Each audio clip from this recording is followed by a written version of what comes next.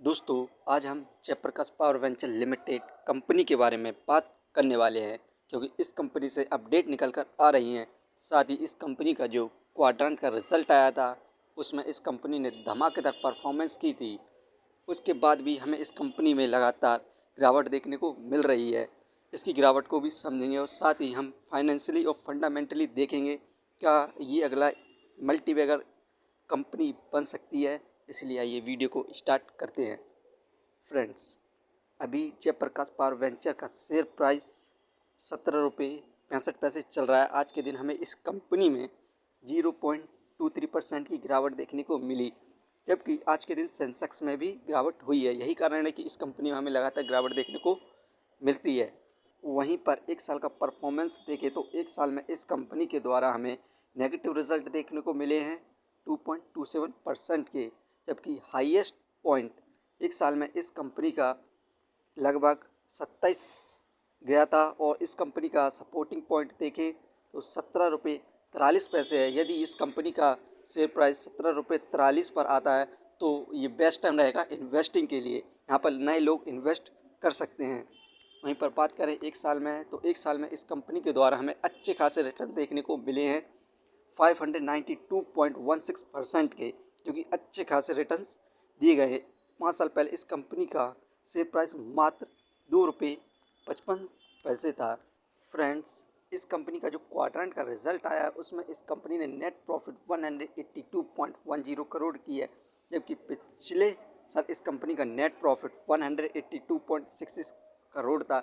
Same ही इस company को profit हुआ है। वहीं पर बात करें टोटल इनकम की, तो इस समय इसकी टोटल इनकम 1478.49 करोड़ है, जबकि पिछले साल इस कंपनी की टोटल इनकम 1186.48 करोड़ थी।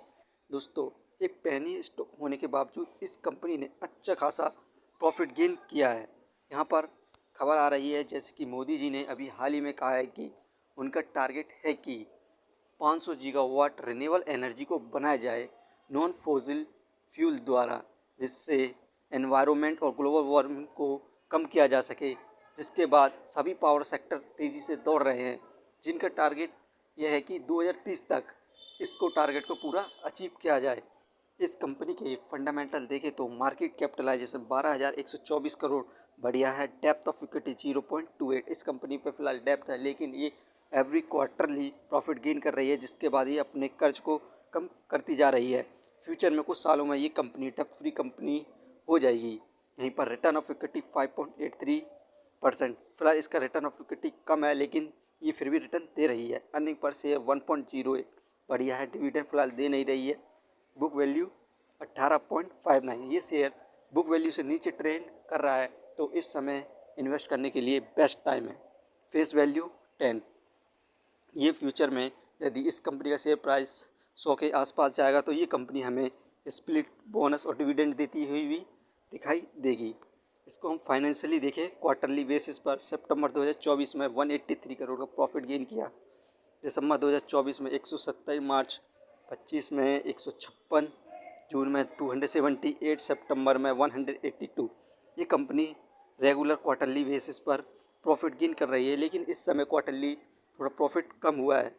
यहाँ पर आप देख सकते हैं ये कंपनी पेनी स्टॉक्स के होने के बावजूद भी अच्छा खासा प्रॉफिट गेन कर रही है। और ये एक पावर सेक्टर है जिसकी डिमांड फ्यूचर बहुत ज़्यादा है। यदि आप इस कंपनी में लॉन्ग टर्म के लिए इन्वेस्ट करते हैं तो आप अच्छे खासे रिटर्न पा सकते हैं, और इस समय बेस्ट टाइम है इन्वेस्ट करने के लिए। यदि आपको इस कंपनी के बारे में जानकारी अच्छी लगी हो तो हमारे चैनल को सब्सक्राइब करें, जिसका नाम है स्टॉक एनालिसिस।